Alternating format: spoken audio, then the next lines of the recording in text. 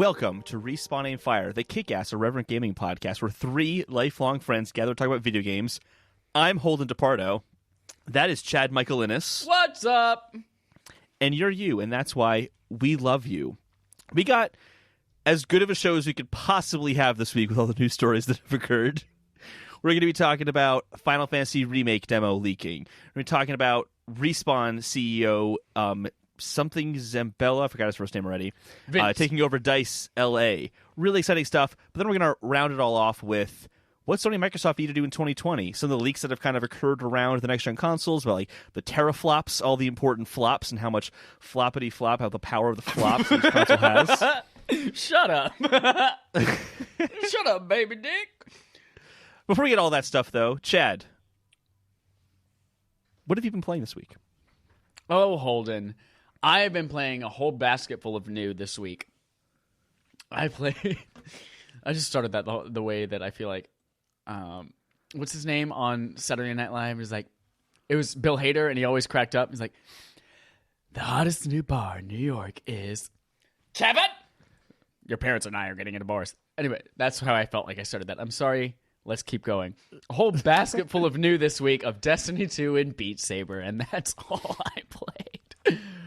But let me tell you, Destiny 2, we yesterday was raid day. We're trying to carve out one Saturday a month.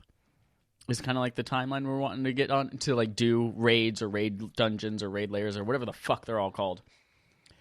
And yesterday was trying to do the Leviathan raid that we did last month on the prestige difficulty, where things get harder. There are extra dogs in the pleasure gardens room. Enemies are just more bullet sponges. Things like when you're in the gauntlet running around in the circle, you can't just have two people who run the whole time. Everyone has to swap out. It's whew, Holden. Here's the thing. We had the day planned. We were going to do the whole day. And I was like, we can probably beat the regular version in an hour and a half. So prestige version, yeah, maybe that might be a little more difficult, but I feel like we can do it. So I went ahead and scheduled a date for Saturday night.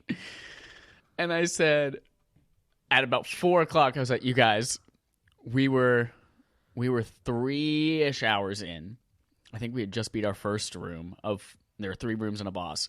We just beat our first room, and I was like, how late can you guys stay? Because I'm straight up canceling this date tonight to stay and play Destiny 2. All in all, we played for 9.5 hours, just focused on the raid. And we got through 2 of the rooms. We got all the way to the end of the room, the end of the 3rd room. But none of us realized Alex was dead and couldn't run the gauntlet with us. And so we all exploded. And it was like, fuck. So we didn't quite beat that one, but we're trying again immediately after we finish recording this podcast. Because we have to beat it before Tuesday, because everything resets on Tuesday. But it is so much fucking fun. I spent 13 hours yesterday playing Destiny 2 with a collection of people. And shout out to Joel Campos, 63, a.k.a. Assbelonker, 69. A.k.a. Brendan Fraser. A.k.a. Brendan Fraser, National Treasure, Nicolas Cage, American Vandal, American History X, Bite the Curb. That's Joel. That's a bad thing to compare someone to. They're not like Joel. That really racist movie, American History X. Shout out to Joel. We don't think that about you. You're a lovely, non-racist individual in everything we've seen, at least. Well, let's say I've only known his Destiny self, and so he could be a racist outside of Destiny. I don't know. Shout out to Kyle St. James. Thank you for stepping in and being a lifesaver and not helping us beat that room, but helping us try that room and then coming back tonight. Shout out to the other Kyle, who was Jerica's friend. Oh, and also shout out to Jerica, who Saturday was her birthday. She spent her entire birthday day playing Destiny with us, and that's fucking awesome. Happy birthday. I had no idea. Happy birthday, Jerica from Glitch Girls Gaming. Everyone go to Glitch Girls Gaming on whatever podcast service you listen to. Subscribe to it, listen to it, giggle a lot, and then go to Podcast GGG on all social medias and follow them because they're great. Yeah, I had a grand old time, and I'm so looking forward to this is the last trophy I have, is beating this on Prestige, and then just fucking destroying the rest of all of these raids with all these people. It's so much fun. And then I played Beat Saber again this morning. It's fucking...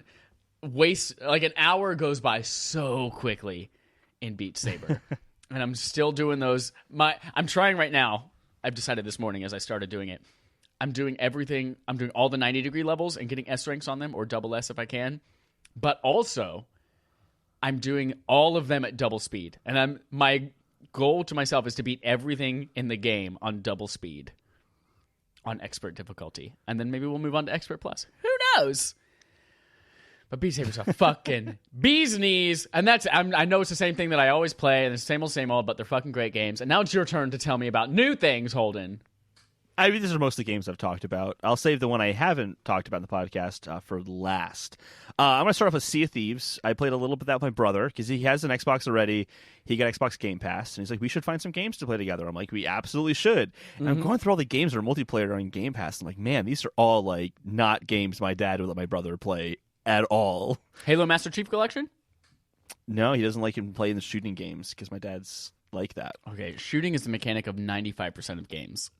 I know, which made it very hard to find a game to play multiplayer. But I'm like, why not what? There's some shooting in Sea of Thieves, but it's different. It's cartoony. It's like muskets. It's not like Doom, where you're ripping demons apart and there's blood and guts everywhere. Oh, that's hot. So I'm like, this would be an appropriate game for him. And then he's like, hey, Holden, look at me. And he's drinking beer in the game. And I'm like, God damn it. I really hope my dad doesn't walk in. But we had a good time with that. I want to make that a game night game. I think that'd be a really fun game night game. We did it as a game night game. But for everyone. All right. For like everybody. Because that was like a split thing because I was being stubborn and a baby and didn't want to play Anthem. Didn't want to pay $5 to play Anthem with us. Oh, I do not want to contribute any money to that game. Until Speaking it's of. like, if it gets revamped and it looks really good, I'll check it out. But I have no interest. Otherwise. Did you buy Rainbow Six? I did. I did I'm gonna buy buy it right now. But I don't have enough room on my PS4 to download it. And I'm like, it says only like 23 gigs, and I have like 50 left, but still let me download it. It was very strange. So I played Sea of Thieves. We played Battlefront 2 for game night, so we played that. Oh, yeah. Let's talk about that in a second. Yeah. I'll say that for a second. Speaking of first-person shooters, I played more Wolfenstein. I'm pretty deep into it, I feel. I don't know how won the New Order, right? Yeah, New Order, yeah. Gotcha. And I'm still really enjoying it. I'm a little confused, and maybe I just haven't gotten far enough in the game yet, but you were kind of saying that there's the before, like the kind of hospital sequence, and there's the after the hospital sequence. Yeah. And like it's a totally different game afterwards. It feels pretty much the same to me. Yeah, I didn't feel like it was totally different, but that was the narrative around that game. Everyone was like, get through the first 2 hours because they are fucking awful, but then the rest of the game is awesome. It's like, I liked it all, so. Yeah, I feel like it's a pretty normal ramp up and I don't mean that in a bad way. It's a pretty normal ramp up for a shooter. Liking it a lot so far. It just feels mechanically good to shoot. It is getting tougher, like when there are two big gigantic mechs that you have to avoid, and they disable the turret guns with their like electro beam things, whatever they are. That became challenging, but I'm having a good time with that still. I played more Spider-Man because I'm going to finish Spider-Man and Wolfenstein by the end of next week is my goal. Okay. And Spider-Man, I'm very close to the end, which is surprising to me because it feels like maybe I'm feeling this way with the game because I jumped in and out of it a lot. I expected the story to open up more. Because I remember, like, when they were advertising this game, it's like, oh, and we got Vulture, and we've got Doc Ock, and we've got all these characters, and I feel like still haven't fought any of them. And I was looking, and I have, like, 10 missions left in the game. So these last 10 missions must be ridiculous. That is where the majority of those fights come from. But there are also there are side quests that end in other villains from Spider-Man lore as well. Yeah. So, like, for instance, if you're not doing, like, the Taskmaster fight, I recommend doing that one. Mm-hmm. Yeah, I recommend definitely checking out the side missions for sure. Yeah, I've been doing the side missions as they come across. I'm liking the game still. It's a fun game. I do kind of wish that it was just the Peter Parker or just the Spider-Man sections. I really don't care about the other stories, like the stealth stuff. They brought in Miles, and I'm stories. Gotcha.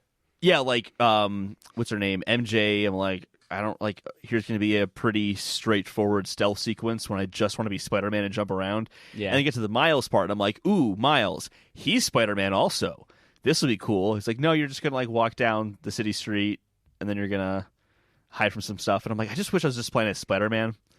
And it's kind of my only like really big like I don't like that part of the game, but it's because I just want to go play the other parts of the game. So it's kind of like a hard like thing to criticize it, where it's like I don't like this because I like the other part so much better. But they also force you into doing the Miles and the MJ scenes, and I don't know, they just haven't felt impactful for me compared to the Spider-Man sequences. I don't know. Sure, I definitely see that. Those Yeah, for me when I was playing through it was like, okay, this is kind of a nice pacing breath of fresh air, but also they were like, it was kind of slow, and like I'm ready to be back to Spider-Man. Yeah, well, I thought the pacing was already really good, where it's like you do a mission, and then you're going to kind of just peacefully swing across to the side of the city to do the next mission. Yeah. And that was a I also good, love like, the times breaking when it it's up. like you do a mission, and it's like, hey, before the next mission pops up, just go fight some shit. And eventually it'll eventually we'll call you and let you know when the next thing's ready to do. Just go clear or out some literally crime. just swing around. I would just swing around and be like, oh, there's some guys who need my help over there. Fuck it, I want to keep swinging around. Isn't swinging just so fucking good in that game?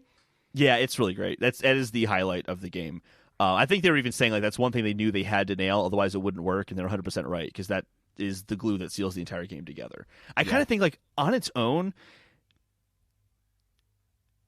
like a lot of the individual sections aren't like the best they could possibly be in terms of like open world, like mission structure and that kind of stuff. Yeah. But because it's Spider-Man and you're jumping all over the place and you're swinging around, it's like, yeah, it's all fine though, because you're just Spider-Man swinging around, and that's great, isn't it? You're like, yeah, it is kind of awesome to like swing high into the air, then land right next to the bad guys as you're about to fight them. Like those are the moments that like really sell the game for me. Even if it is just like swing through some dust clouds.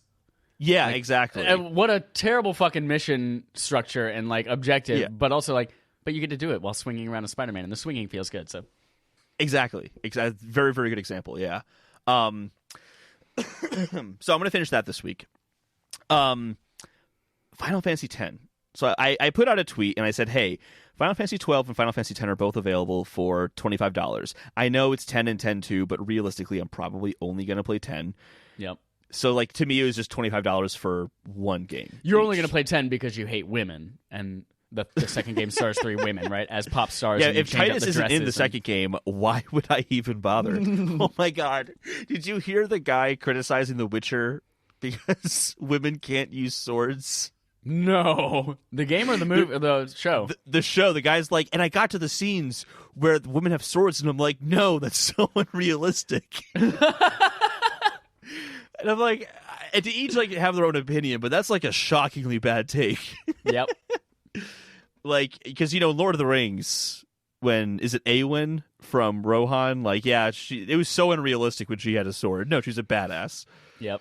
Such a stupid. Anyway, sorry. That just when you said that, it reminded me of that. Yeah, I think I wouldn't get to 10-2 only because so far in 10, I'm like, oh my God, this is why I don't really do JRPGs that much, is because all the dialogue is really just exposition with a personality to it. That's really that's how I feel about JRPG dialogue. But the combat system I really like in this game. Like one of the very early encounters, you're not attacking the enemies in front of you. You have to attack something like some sort of object to the side that will then like ricochet and hurt the other enemies. Like your environment kind of played into it, which I thought was kind of cool. But I haven't seen it show up so much since then, but I'm still enjoying the battle mechanic to it.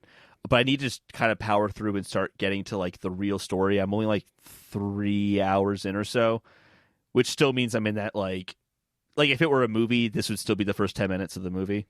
Yeah. And I have to like wait for like the inciting incident and all that to begin. But the thing that keeps me into it is just Sin, the villain of this game, is really fucking cool. Where at first I thought it was this like giant ball, like sphere of water, but I guess that wasn't Sin. Like Sin's now like it was like this fish that I was chasing after at 1.2, which actually that's another example of like environmental battles where like the fin goes on either side of the ship and it changes the perspective of the battle. That was all cool.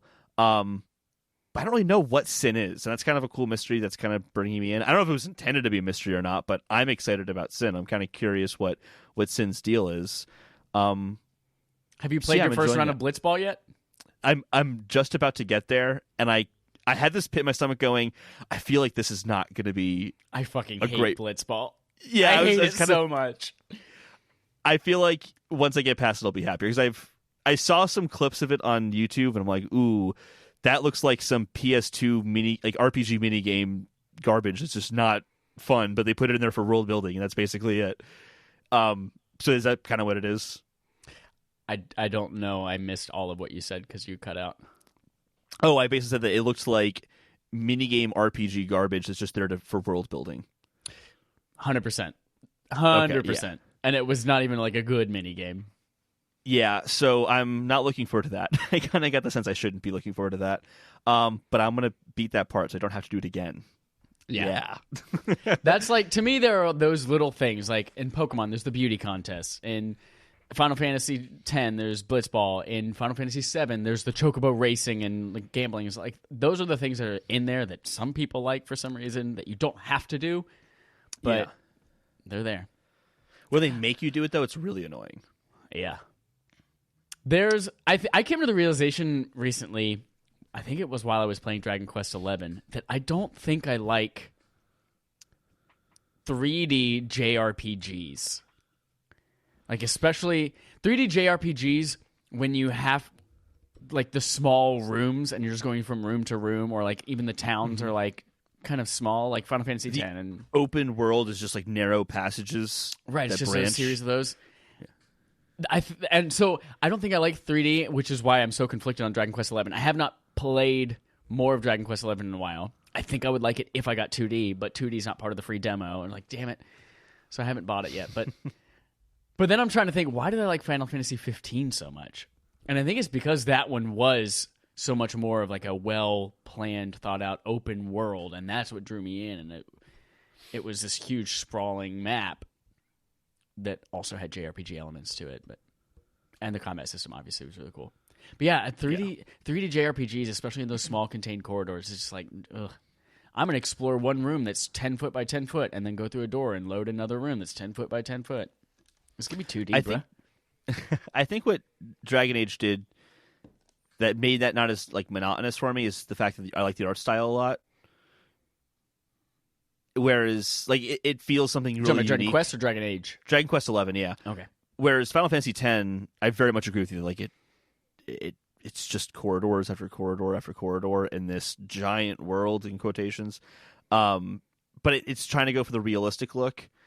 And I prefer a game that has like its own unique look that can make me excited to see the next area. What's that going to look like? Whereas in Final Fantasy X, I'm like, oh cool, I'm going to see a vista that looks like a mountain that doesn't really look like a mountain because they're trying to make it look like a mountain.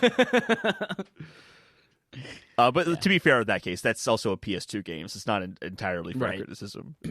But I get, to me, like that's what makes something like Dragon Quest stand out. I think I also just hated playing as that stupid looking main character. Oh, I like his look. I hated it. Yeah. I understand that, like, I don't think ever in the game so far that I played, they ever, like, make reference to what gender the main character is, and they just call them hero. So I think it's supposed to be, like, this ambiguous being, but it's just like, you could do that in a way that doesn't make him look dumb. Ooh, that's it. Is that all you played? Well, we also played Battlefront 2. Oh, that's right. I forgot. I told you to remind me about this, and you did it. Good job. I did. I love it. I just based on when we were playing, it sounded like I liked Battlefront 2 more than you. Yeah, I think so. I loved it. I thought it was great. It was a lot of fun. It's annoying because you get killed immediately. Oh, yeah. I just feel like, what did we spend, like 2.5 hours playing it? About 2 hours, I'd say. Oh, it was about 2.5, yeah. And we played a couple of different game modes, and we ended with the sky battle, or the space battle shit. Yeah. But I just felt like the whole time, in the 2 hours of non-space battle stuff, I never really got a feel for how you're supposed to play the game. Like I feel like cover shooting was advantageous and kept you alive longer and made you better at the game.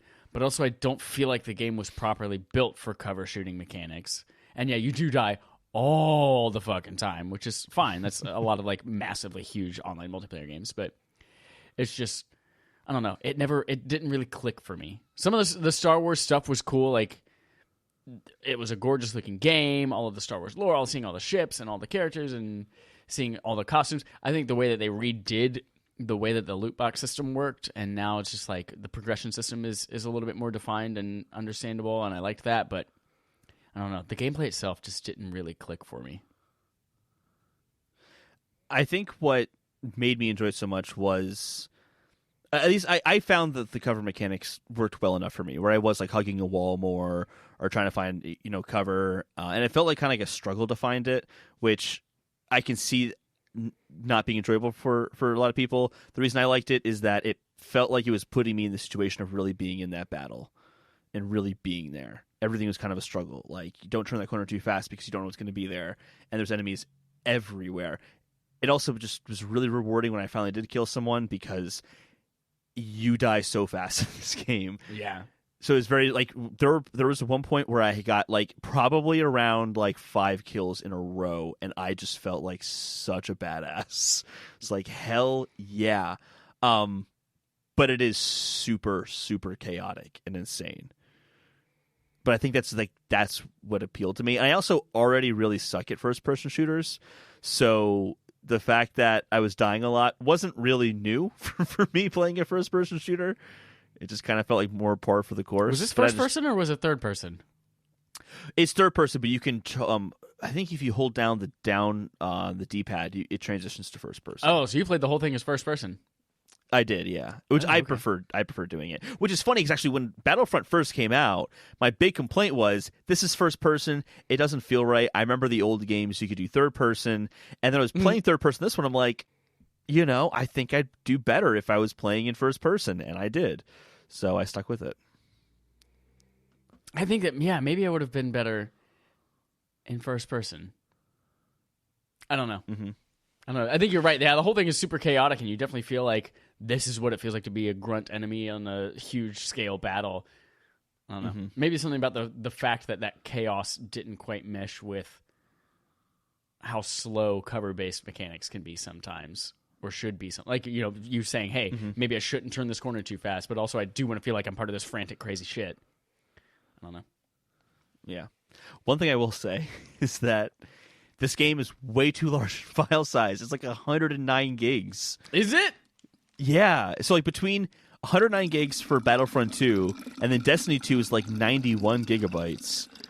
I have like 200 gigs, which is most of my space on my PS4 dedicated to those two games. It's crazy. Are you ever going to play? Why do you still have Destiny? Are you still playing it?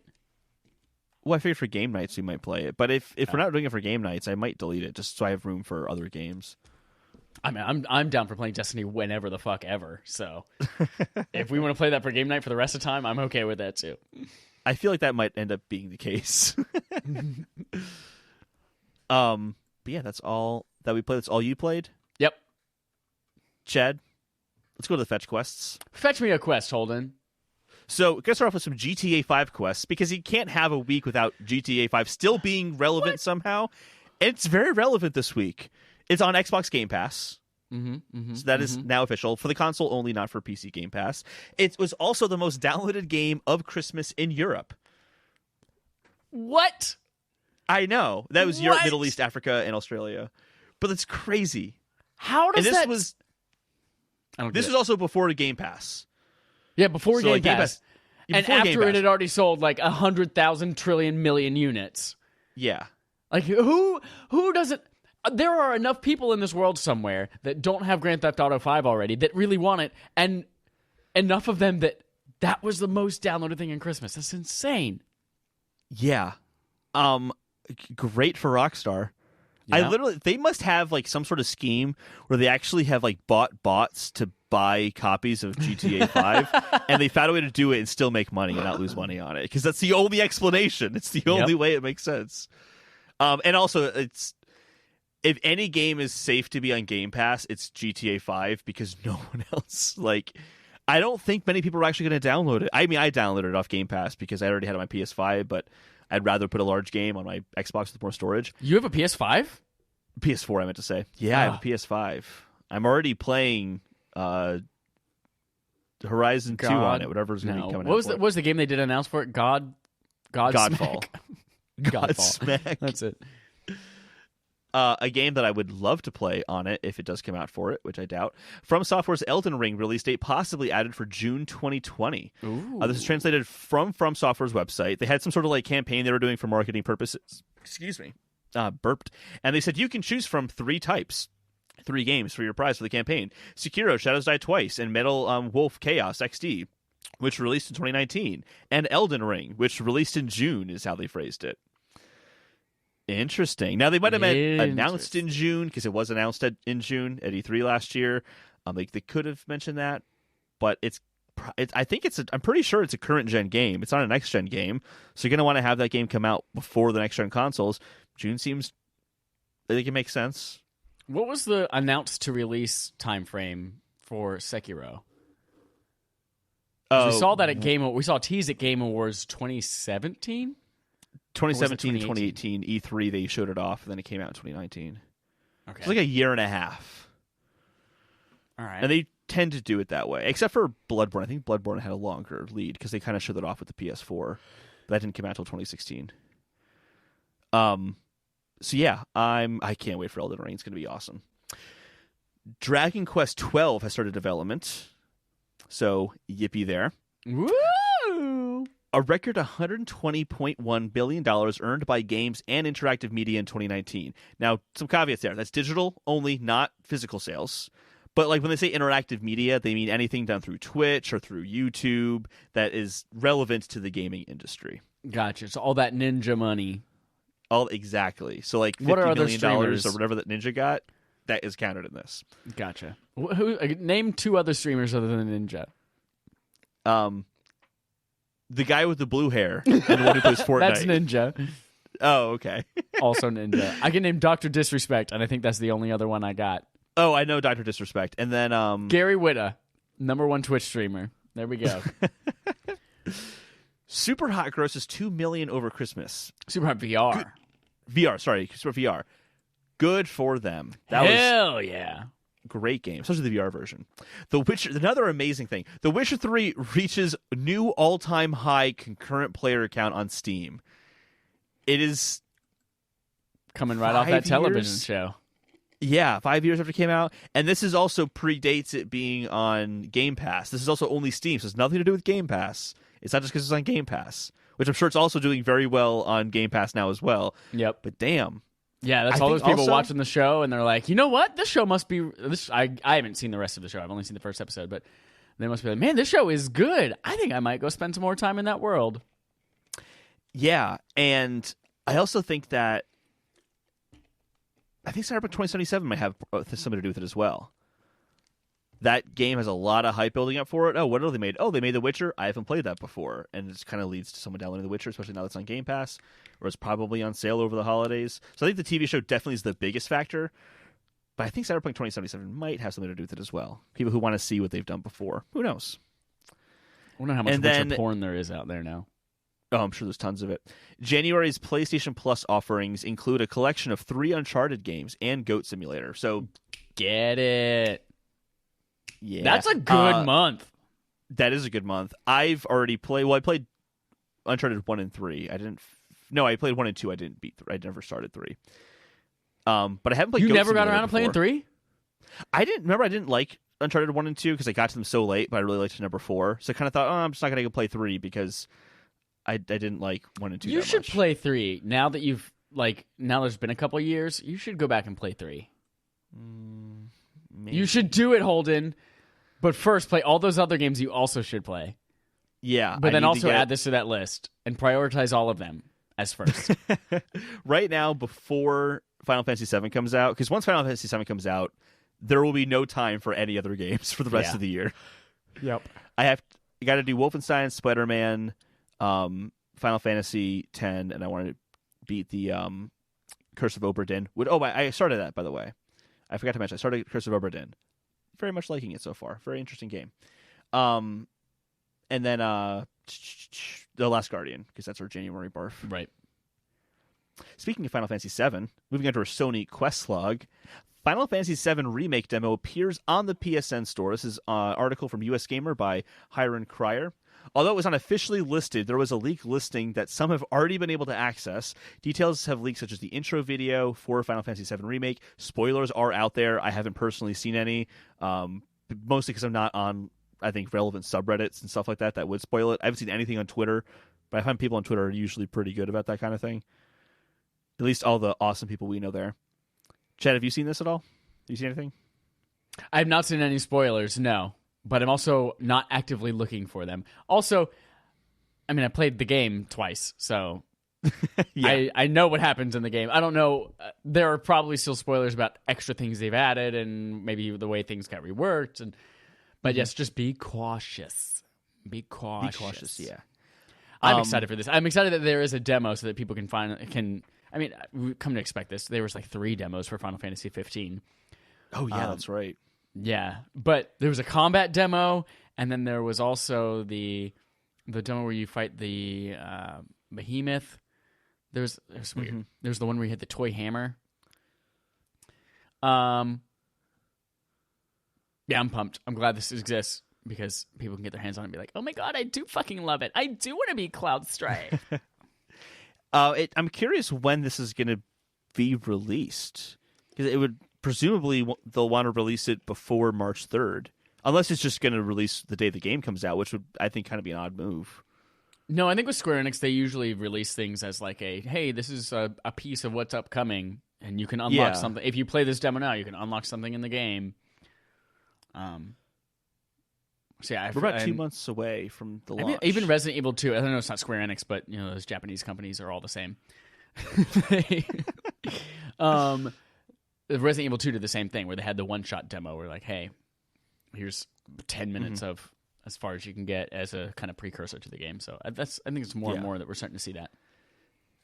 The important factor to me would be if your progress carries over, because then I'll actually play the demo. If your progress doesn't carry over, I'm just going to wait for the game to come out, buy the game, and start there. I'm not going to replay the game again. So yeah, we'll and I wonder if the demo would be. Of course, don't look at spoilers, but I wonder if the demo would be what you. If that were the case, whether it would be what people played at E3 already. Yeah, I'd imagine it's probably that, because I played the beginning of Final Fantasy VII a while ago, and everything showed off with like going down into the like facility with the giant robot monster. That was all like that was the first boss of the game, wasn't it? Yeah, that's what I figured. Cool. And surprising news for me, and you totally called it, Chad. Uncharted movie loses another director, this time due to Tom Holland's Spider-Man schedule. The sixth director signed to the project was Travis Knight, who made the Bumblebee spinoff in the Transformers franchise. He has dropped out due to the scheduling difficulties. Yeah, surprise, surprise, bitches. I know everyone was like, but they have a release date now, a solid release date in 2020. Doesn't mean shit. This movie's still never coming out. What do we look at? It was, 2007 is when they first started making this movie? Or talking about making this movie? Possibly, yeah. It's been a long time coming. 2020 now? Yeah. 6 directors later. They used to have Mark Wahlberg signed on as Nathan Drake. Now it's Tom Holland, and it was somebody else before. Yeah, this is not happening ever. Speaking of hopefully happening, rumor Metroid Prime, this is Nintendo Quest Log now, rumor Metroid Prime 4's environment work might be outsourced. This is a job listing at Retro Studios that seeks someone to, quote, review outsourced content to ensure final deliverables reflect the desired artistic vision. I just wanted to mention the story just because some people are talking about this in the context of, oh, that means this game's going to come so much faster now. I don't think that's what this means at all. Lots of games have some work done by, support studios like Monolith, helped out on Breath of the Wild, on some of the open world design stuff. They didn't do that to speed up development, I don't think. I think they just did it because they needed a bigger team. Yeah. This is the same thing. It's very common. Very common. Yeah. I mean, you think about, we hear of all these studios. I can't think of one off the top of my head right now because that's how brains work. But we hear about all these studios are like, hey, this studio has this brand new cool game coming out. Like, what have they done in the past? Like, oh, well, they've done like support work on this game from Call of Duty and this game that you heard about, blah, blah, blah. And so, yeah, people contract out work all the time. Yeah. I honestly would even say it's ridiculous to call this story a rumor. Yeah, I'm sure it's true. Yeah. Also, it's a job listing on Retro's site. Like, it's about as official as you could possibly get. Yep. Yeah. Moving on to our third-party quest log. Lots of short quest logs this week. These are basically just a really long fetch quest that I just had to make an excuse to have other segments for. It's like nothing happened the first this week of January, everybody. Third-party quest log. Respawn CEO takes over DICE LA playing... Oh, yeah, speaking of January. Blah, blah, blah. Respawn CEO takes over DICE LA, plan studio name change, and an unannounced game. This is from Matt Kim at IGN. So, Sempella, who was the head of Respawn Entertainment. Yeah, we get those mixed up all the time. People are always like, what's that game company that made this game? It was Respawn Aim Fire. Yeah. We are more popular than they are. Yeah, absolutely. He said that he wants to rebrand the DICE LA to be a destination you can go and make new content. So I don't think this is a Star Wars game. I've heard talk of that. It is definitely something unique, and I'm excited to see what they have to do. Yeah, I'm on board with whatever Respawn makes. Yeah. It's also just good to see them growing. Even though like we weren't big fans of Jedi Fallen Order, I think we still want to see them do more with that property, that IP. And I'm glad that EA is expanding them. Because it's kind of the opposite you hear from EA, which is usually they buy a studio and then put it in a stranglehold until they wonder why it suffocated. Well, I guess the people didn't want it, so why did we make it? No, you just did a piece of shit. Ready to go on to the quest log, Chad? Our main quest? Our main quest. Let's do it. Big old juicy main quest. Okay, we're 35 minutes in. This is the earliest I think we've ever made it to a main quest. Maybe. January, everyone. So we have some information about next gen. I wanted to talk about that, and then just wanted to afterwards talk about what we think Microsoft and Sony specifically have to do this year with their next gen consoles, marketing wise, whatever. So the first one is NPD analyst, PS5 and Xbox Series X won't impact the Switch sales. This is from Zarmena Khan at PlayStation Lifestyle. That NPD analyst is Matt Piscatella, who it's always Matt Piscatella. He's like always. the NPD analyst. He said, according to our Player Pulse surveys, over 40% of Switch owners in the U.S. also own a PS4 and or an Xbox One. Switch isn't a substitute to PS or Xbox. It's supplemental. I said PS because he said PS in there. I would never say PS like that. Only Matt Piscatella did. Just the blame is on in him. A tweet, so I'm sure he did it to fit it in 240 characters. No, he said it out loud. He said PS. It's supplemental. I don't see next-gen hardware launches having a meaningful direct cannibalistic impact on Switch sales in 2020. For clarity, supplemental in this context, this is him again, still tweeting. For clarity, supplemental in this context means supplemental purchase, additive/incremental. This term does not refer to player preference. Yeah, it's not like, hey, I'm a PS4 gamer, and then on the side, I supplement that with Switch. It's just like, hey, they happen to own both consoles. This does not mean they play one over the other. Yes. Chad, what are your thoughts on his statement? Because we've talked about this in the podcast before. Yeah, I think they 100% serve different audiences. So I don't think we have to worry about cannibalism. And then I think he's right. It's every person I know who's into gaming also has a Switch. But of course, everyone started with, because Switch didn't come out until midway through the generation, they started with a PlayStation or an Xbox. Yeah, 100% on the nose. Not on the nose, on the mark. Hit it. Check mark. Check marks the spot. Checkmate. One of those things. He hit it. Nail on the head. You broke up for all of that, and then I just heard you say hit it. It was all gibberish and nonsense. We got to get you an Ethernet cable, bruh.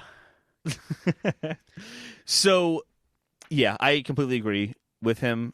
And I think a lot of people are looking at the Switch as like, oh, when the Wii U was fine until the next-gen consoles came out. It's like, no, the Wii U wasn't fine before the next-gen consoles came out. It sucked, and people didn't want to use it. And the Wii held up well against next-gen consoles, even though the 360 had been out for a full year before the Wii came out. And I just think it comes down to, does it offer an experience you can't get anywhere else? And I think Switch has proven that. It is. And also, indies are going to go to Switch. Most people like to play their indie games. If they have all or multiple consoles, they tend to still play them on Switch. So I just don't think there's any concern for that. I think if anything, it's going to be a good thing for Nintendo to have this like power disparity, because developers are still going to want to make games for Switch. Now they'll kind of have to make unique games for Switch. So I think this could actually work out in their favor. I hope it doesn't turn into the dumpster fire that was third-party games on the Wii, which they had no idea what to do with the Wii, so they just made like these dumb motion games. I don't think it's going to be like that either. I think this is going to be. I'm excited to see what happens with the Switch. The bigger story is, however, the next one. This is from Digital Foundry / Eurogamer, and Richard Ledbetter, who is of Digital Foundry. He wrote an article on Eurogamer, but also made a video for it as well on Digital Foundry. So PS5 and Xbox Series X GPU specs leak. How powerful is the next gen? Here are the bullet points. How powerful is it? So Richard mentions at the very beginning that the sources initially seemed very questionable, but he was able to vet them himself, and they are directly from AMD. So this seems very legit. I generally don't hear people, not just Richard Ledbetter, but also just generally speaking journalists, say, no, this source is official. I have vetted it myself. Usually just say, take it with a grain of salt because you don't know the source. So I think this is something that we should take with more than a grain of salt. I think this sounds pretty legit, and he's pretty open about what he does and does not know. Anyway, talking about PS5 first, then we'll jump into the Xbox. PlayStation 5, based on the PS5, the leaks, the PS5 will hit 9.2 teraflops of performance, the PS4 to hit 1.8 teraflops, but Ledbetter notes that the Navi architecture used in the next generation has a better performance per teraflop. So 9.2 actually is better than what it initially seems, which is cool. GDR6 RAM seems certain. However, PS5 could either have 14 or 16 gigabytes of RAM. And there's also different CPU modes. There's a Gen 2, Gen 1, and Gen 0 mode. And those are, what they're kind of theorizing is that it's used for backwards compatibility. Like, it'll go down to a Gen 0 if it wants to play for like a PS4 game. Right. For example. Or and then Gen 2 is straight up emulating what it sounds like, that, like on a hardware level, it's emulating these different consoles. Yeah. So that's interesting there. It's kind of just confirming things we had kind of already known. Although we didn't really know about that 9.2 teraflops of performance. That was interesting. So PS4 was 1.8. I think PS4 Pro is 4.2 or something like that. 4.2, yeah. So this is going to be powerful. But again, like, I guess like, this is what's baffling to me. If this version of teraflop is better than other teraflop, why is there even a standard teraflop? That'd be like to be saying, like, oh, this kilogram, I know this says it's 8 kilograms, but it's actually more like 12 kilograms. These are heavier kilograms. So. These are heavier kilograms. Why do we have these standards if they don't line up like that? I don't get that, but whatever. 9.2, but it's better than 9.2. Xbox. There isn't nearly as much data for the Xbox compared to the PS5. There also seems to have been different testing between the CPU for both consoles. So when they're kind of looking at the testing for both those units, they can't really compare them apples to apples because they're testing for different things, which I think is also interesting. I'll talk about that more in a second. Ledbetter also makes note of how impressed he was with the information they were able to gather. The chip itself on the Xbox is much larger than expected and pushes, quote, beyond the established norms in pursuit of maximum performance. And because of all this, he has concerns about how expensive this thing is going to be. This wasn't mentioned in the article itself, but a lot of people have taken this information and talked about pricing. There's been talk about PS5 is going to be about $400, whereas the Series X is going to be $500, maybe $600, but that maybe won't be the only console they have. We'll kind of wait and see on that kind of stuff, but I thought this was all pretty interesting. Before we move into the general like talk of what Microsoft and Sony have to do, what are your thoughts on that, Chad? I think that, yeah, that makes sense that Xbox is, again, coming back to that same quote from last month where they said, for Xbox One generation, we were beat by Sony on both price and power, and we're not going to let that happen again. So this makes sense that this kind of lines up with that, them being more powerful. And I think, as you mentioned, might there be a second one at launch that costs less? Like I think that's how they're going to do it. But it's surprising to me. Again, we talked about that it doesn't really mean anything, but it's surprising to me that PS5 is only registering in at 9.2 teraflops, especially considering like Stadia right now, I think is pushing 10 or is over 10 or something like that. 10.7. If you can get it to run well at all on your system and look good. But yeah, so 9.2. Again, it's a meaningless number, but I expected it to be higher. I feel like 16 Yeah. gigabytes of RAM. Well, I don't know why there would be 14. I feel like that's so weird. 16 gigabytes is so standard, and I think it's like baseline for pretty much anything worthwhile nowadays as well. Mm-hmm. I don't know. And I'm very, very interested to see the Gen 2, Gen 1, and Gen 0 CPU modes. The fact that there's 3, like there's one for obviously playing PS5 games, one maybe for backwards compatibility, and then maybe one for the cell architecture for the PlayStation 3. And if that means that's what I'm thinking too. that I can get all of my digital PlayStation 3 games again on PS5, I would cream my own eyebrows off of my face. I would love that. And that's what Xbox is doing. They're just going, like, literally every Xbox generation is represented on this Series X coming up. Like, that's really cool. Yeah. I kind of feel like they have to be backwards compatibility. I would really... I feel like that's such a big selling point for an Xbox. Yeah. That they've straight up said that it's going to work with PS4 games. But, like, they anything have, past that, still up in the air. And even if they just, like... Even if you couldn't put the disc in, but they just let you buy the game, like have a full catalog of all PS1 games, all PS2 games, all PS3 games, and just buy them off the PSN, I'd be fine with that too. I don't need to be able to put the disc in because I'm sure there's extra hardware involved putting the disc in that they don't want to have to deal with because make the console way more expensive. But I think they should do it. If they can take that away from Microsoft and say, hey, you can get all the PS4 games you bought over the last generation because, let's be honest, you more likely had a PlayStation 4, and all of our amazing like back catalog of games, something again that Microsoft just can't compete with, I think it's going to steal some thunder away. Like, my primary reason for wanting to get a Series X right now over a PS5 is knowing I could just plug a 360 game or an Xbox game into that, and that has opportunities for barf and things like that. I just feel like they have to do it. Yeah. There's also been a lot of rumors too. This is kind of getting into like what they have to do. There's been a lot of rumors too that like the marketing push with PS5 is going to be history in the history of PlayStation. And it's kind of like all the consoles combined to one, the PlayStation system. PS5 is going to be the biggest one ever. It just kind of makes complete sense to me. Like, once I heard that rumor, I'm like, there's no way that's not what they're going to do. 100%. I'm on board.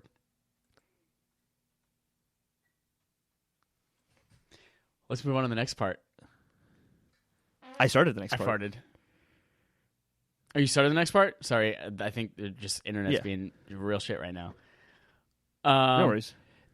So here's what so talking about marketing, I think that's a big part of it, but I also think that both PlayStation and Xbox have to publicly redefine what success looks like in the next gen console market. Because with Xbox, we're all assuming coming out with 2 SKUs and then having Project xCloud and game streaming becoming a thing and PlayStation Now becoming a thing, like, numbers of consoles sold doesn't necessarily mean you are the most successful brand or the most successful console or the most successful console maker anymore. Mm-hmm. And I think that without them coming out, Xbox has already said for at least this generation, we'll see if that continues next time, is that we're not giving out console numbers. We're instead going to give you active subscribers on Xbox Live or active players and things like that. And I think that's the way that they have to go and just say, hey, there are people playing our games and playing our content. Doesn't matter where they play it, whether it's on their PC, whether it's on the Xbox One, whether it's on the Xbox Series X. And I think PlayStation's got to do the same thing. I'm worried because PlayStation 5 has been super hush-hush on everything for the last, 18 months. But let's just say PlayStation 5 has a lot of things it needs to pull out of its sleeve. It needs to have to be able to compete with services because Xbox One has a lock on services right now. It's got to be able to compete with them on a marketing level because Xbox has just blown them out of the water that way as well. And I think Xbox is just being more transparent. So that's why we all have them in mind and we're all looking forward to it. Whereas PlayStation 5, they've just been holding them cards close to their chest, and we got to see what they got. I think PS Now is still outselling Game Pass. It is, yeah. But if you ask anyone in the world, any random gamer in the world, they probably don't know that. Sure. And I also guarantee you that more people know what Game Pass is versus PlayStation Now. But it's all where the money is. And if people aren't putting the money down on it, even though they know about it, it's all messaging. It's not. There's no substance behind it.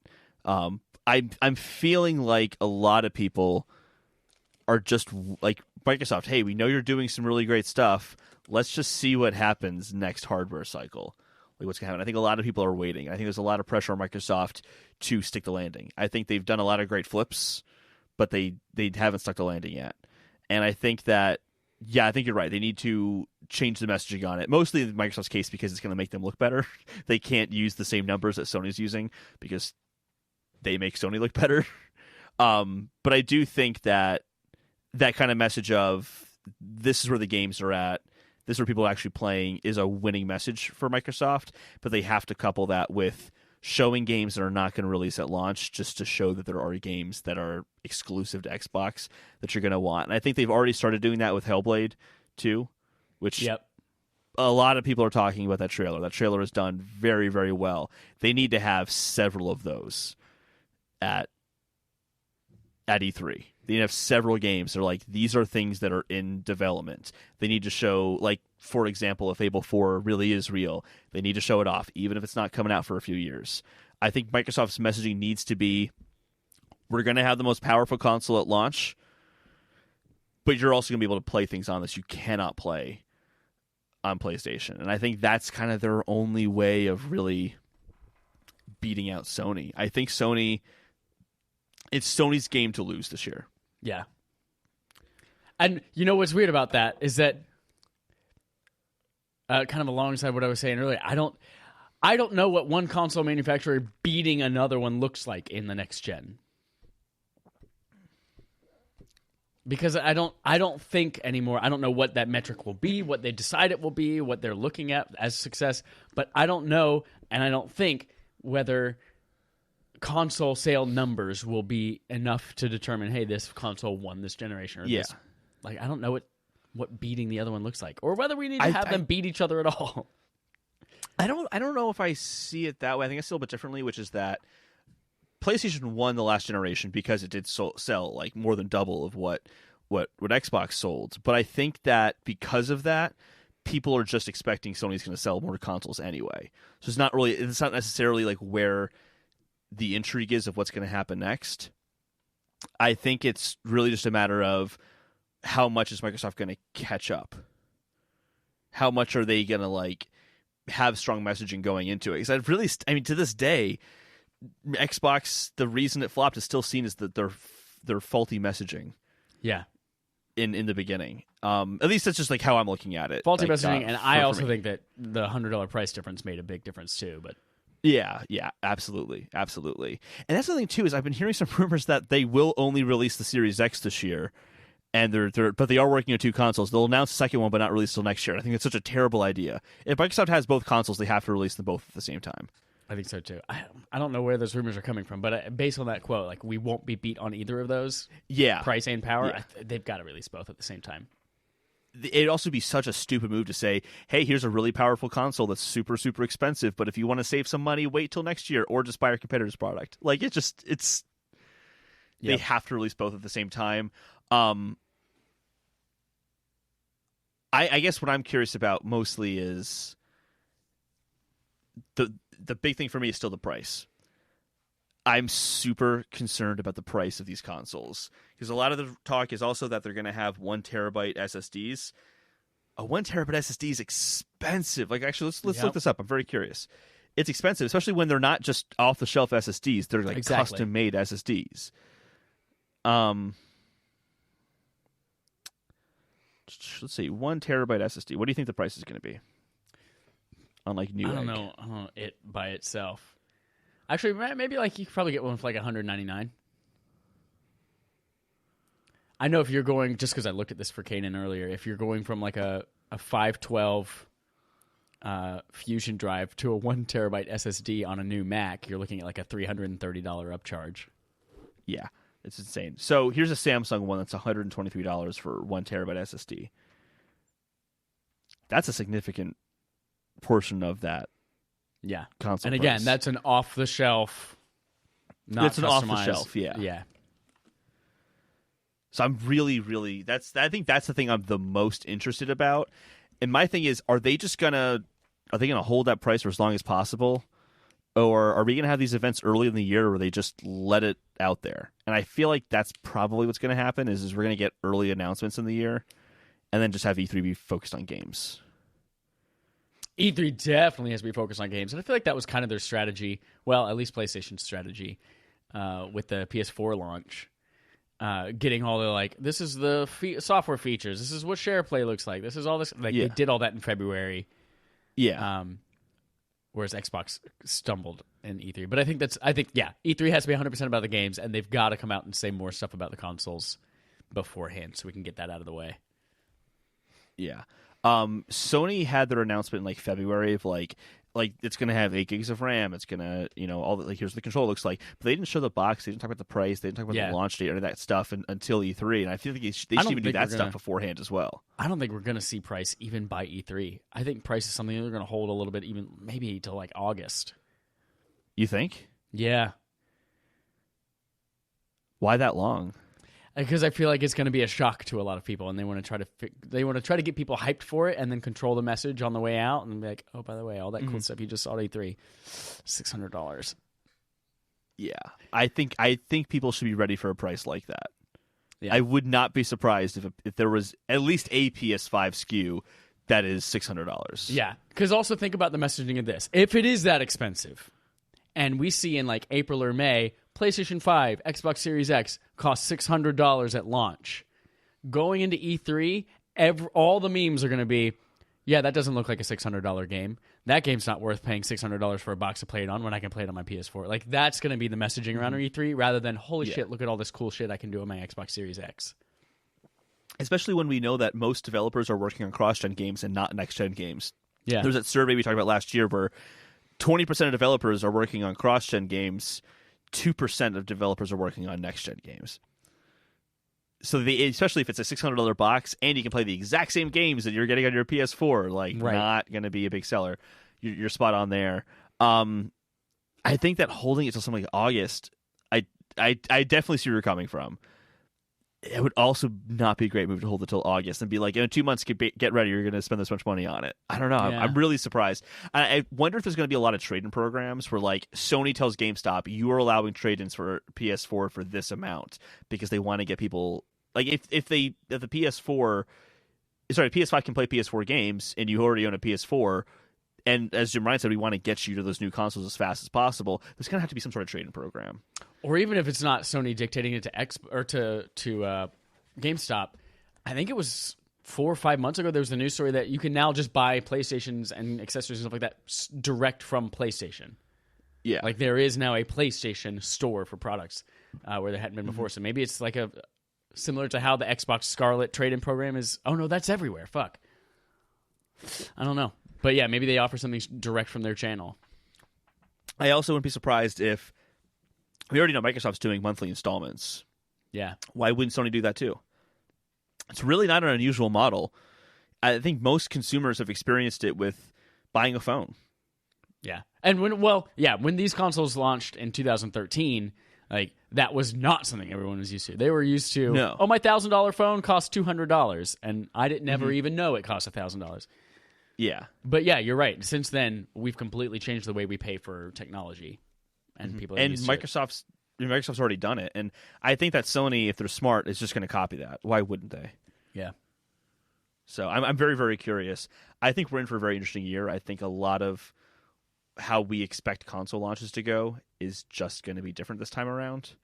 I mean, we already saw the first one with Stadia, so...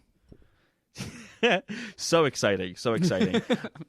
I do have, and I have nothing to back this up, is pure speculation, more like a gut feeling thing. I haven't seen rumors about this. I haven't seen, it's just me going, I wonder. In terms of release dates, Microsoft has said holiday. So obviously that's happening holiday, because they said holiday. All Sony says is that they weren't going to release it within a year of them first talking about it in the Wired article, which was like in April. So presumably it will not be out before April. Oh, do you think there's a chance earlier in the year? Why? I don't think like June or anything like that. But why not September and just kind of have a softer launch in September and then have a big holiday pickup once the hardcore fans have bought it, once you can have more games that are available for it. It worked well with the Switch. It worked really well with the Switch. Do we know of any games launching September or October of 2020? None at all. The latest game that we're aware of right now, at least that I'm aware of, is in May. So I think it could happen. And would it? I don't think it'd be that crazy. I really don't think so. Yeah. That would certainly make it easier for like all of the Call of Duties of the world who are starting to launch in October or whatever the next Destiny expansion, rather than saying, buy it now on your old-ass console and then also buy it again on the new one. No, you can just buy them both on the same day. I don't know. That's interesting. Exactly. I have nothing to back that up. It is purely gut feeling, just to be Have we ever had any clear. kind of hardware launch in like September? We had the event for PS4 Pro in September, but it didn't launch in September, right? No, that was also November, yeah. I mean, consoles generally come out in November, October, November, December as well. A while ago. Just PS1 came out in December. Yeah, I think there's actually what PS2 may come out in September. What an interesting little thought you had there. Another little thought I had, maybe you won't find as interesting as I do. Going back to pricing, let's just hypothetically say, because there's again the rumor of this PlayStation being $400 and then the Series X being $500 or $600. Let's just say that it's that way. It's like it's $400 and we'll say $600, right? And then Microsoft also has the lower priced version that's not quite as powerful. Is that also going to be $400 or is that going to be closer to $300? In which case, would people go, well, the PS5 is $100 more and a little bit more powerful. It's kind of like the good middle ground. I'll just go with that one. Like, could this two-tier strategy for Microsoft actually end up hurting them? Because, well, the middle option is kind of like the best of both worlds in terms of power. I'm curious how that might go as well. PS2 came out in November and October, depending on what country you're in. Well, March in Japan, but November and October for Europe and North America. There's a console that came out in September. I could have sworn. Maybe I'm just crazy. I'm probably crazy. Maybe the PSP Go. That counts as a new generation console. Yeah. Just gonna have to see what happens. PSP Go. I totally threw this out there as a joke, but October 1st, 2009. Oh, wow. So it's right in that September-October window. Yeah. Chad. Yes. This year is going to be full of surprises with Next Gen, but you have a surprise for us right now. Ooh, I do. Let's move on to Game On Game Show. The Game On Game Show where we play Game On, the gaming show, and the game. I have a new game today. Are you ready, Holden? Yes. The game is called Quiz Me, Captain. It's me, Margaret.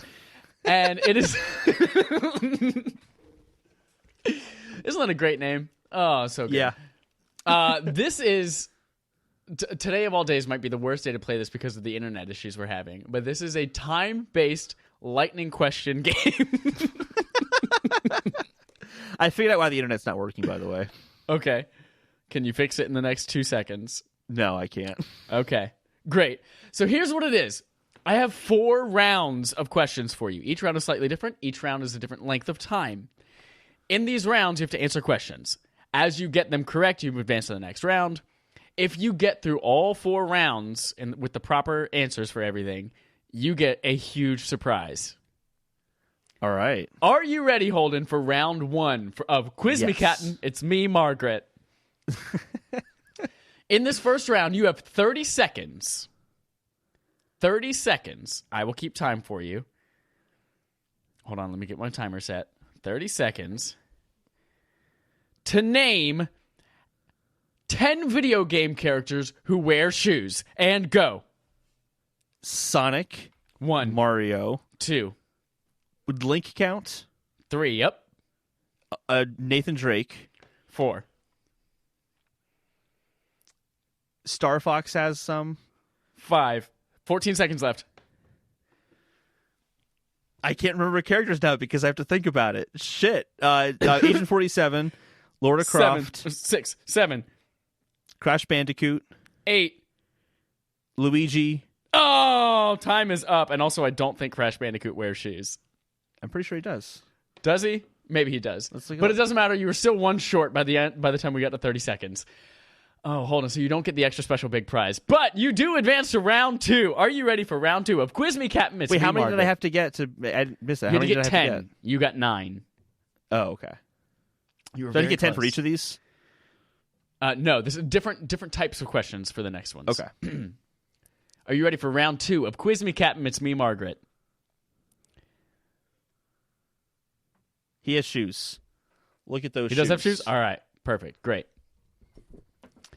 Okay. Round 2. You have 60 seconds this time. Let's do this. 60 seconds. And there are 3 questions involved. You have to answer all 3 questions correctly in the 60 seconds. Okay. Ready? Yeah. Let's play Quiz Me, Captain. It's me, Margaret. Time starts now. Name 6 games not published by EA. That's so easy. I was thinking it's really easy. Legend of Zelda: Link to the Past, Legend of Zelda: Link's Awakening, Legend of Zelda: Wind Waker, Legend of Zelda: Twilight Princess, Legend of Zelda: Majora's Cap, Legend of Zelda: Skyward Sword. 6. 6. Done. Name 2 Mario games that don't start with Super. Mario Kart 8 Deluxe and Mario and Donkey Kong. All right, that's 2. Name 2 princesses whose names aren't Zelda. Princess Toadstool and Daisy. All right, perfect. You had 24 seconds to spare. Way to go. Ooh. Masterfully done. Boom. You blew second round out of the water. That's going to make up for the first round. You might still get this big prize. Are you ready for round 3 of Quiz Me, Captain? It's Margaret. Yeah. You have 20 seconds on the clock to convince me that Sonic is a good game. Go. It's so much faster than Mario. 14 seconds. I'm not convinced. Fast is not good.